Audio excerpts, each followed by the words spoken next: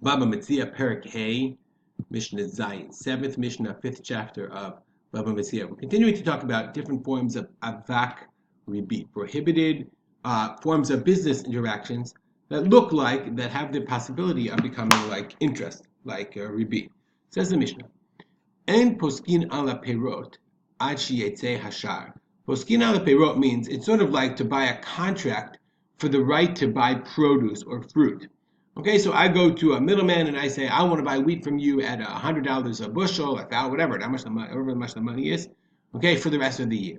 So you can do that if one of two things happen. Either if yetze hashar, meaning the price has already been set for wheat for the year, or if he has, or we'll see in a second, if he has the payroll. Yatsa hashar. Poskin, if the price came out, you can be posek, af al pi she'en lezeh, yesh lezeh. Poskin meaning even if he doesn't have produce, okay, even if this middleman doesn't have produce, once they set the price, then somebody has the produce. And we'll see, the reason is, if you buy, let's say, if you buy produce, if you set the price, you say, I want to buy wheat for $100 a bushel, and nobody set the price yet, it could and you pay now, right? You're giving him money, and then then the price comes out. It turns out it's $200 a bushel.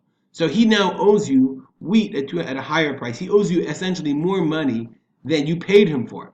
So therefore, when he pays you back, if you say I want my money now, or he pays you back, he'd have to pay you back more because he owes you now the wheat, and that's interest now. Because let's say you said $100 a bushel, now he owes you 12 bushels for a bushel a year. So he now owes you $2,400 for your $1,200 that you gave him. That's a form of akribit, that's a form of interest. But if the price came out, then we know that he owes you a certain amount of produce, and there is produce out to be had. So if you pay him $1,200 now, he could theoretically right now buy the produce and then just have it for the rest of the year and pay you out, give you the produce for the rest of the year. If he chooses to do that, that's fine. If he doesn't do it, that's also fine. Therefore, the Mishnah says, "Hayahu tchila lekotzrim." As long as it's the tchila, the beginning of the kotzrim, those who are now harvesting the wheat. Okay, it's the beginning of the harvest of the grain. Posokimo ala gadish. He can then establish establish a price. Ala gadish means even before it's harvested. Gadish is in the pile. Ve'al ha'avit shel anavim. Once the grapes are harvested, they're put in what's called an avit. An avit is this big basket, and they sit there, they warm until they ripen, and so that's when they crush them, they're ready to be crushed. So the wine is not ready. It's not even ready. It's just in the beginning of being produced. The same about the Kaddish. Hala ma'atan shel zaitim. Zaitim is our olives. Ma'atan is also this big vessel that they would put the olives in order for them to ripen, so that when you press them, the oil comes out. So this was the pre-processing. As long as the produce is being pre-processed, well, let's just finish the process. Beitzim shel yotzer. Yotzer is clay, and they would first make the eggs of clay. These eggs of clay, they were called eggs. Okay, and from that they would make jugs. So even before the jugs are there, as long as the eggs of clay are there, seed mishishiko b'kivshan. Seed is lime, and then the way they would make the lime is that they would put the wood, okay, they would put these rocks in the kivsha, in this big huge oven in order to burn it. So again, all of these things, posek imo, you can establish a price to buy the commodity that you want as soon as it's out in the market, as soon as it's being produced. But until that point, if you do it before, and then you have no idea what the price is going to be, and nobody can get it, and therefore that would be considered avak ribi. Mishnah continues. Uposek imo al hazevel kol yemot hashana.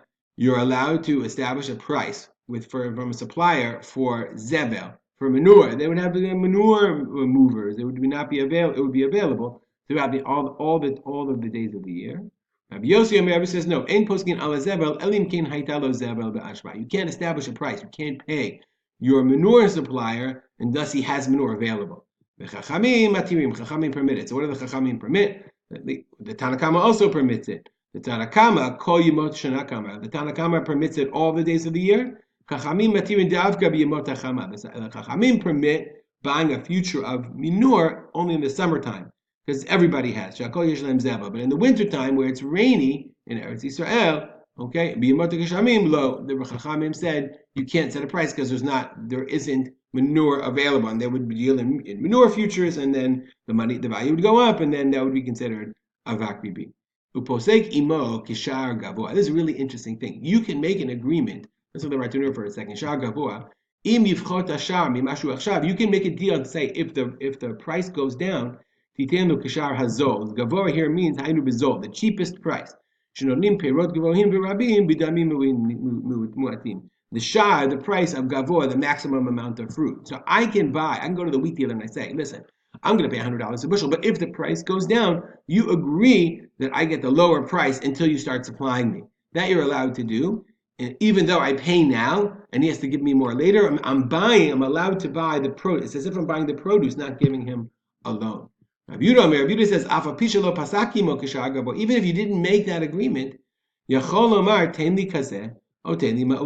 say I buy it $100 a bushel, and then the price goes down, now it's $50 a bushel.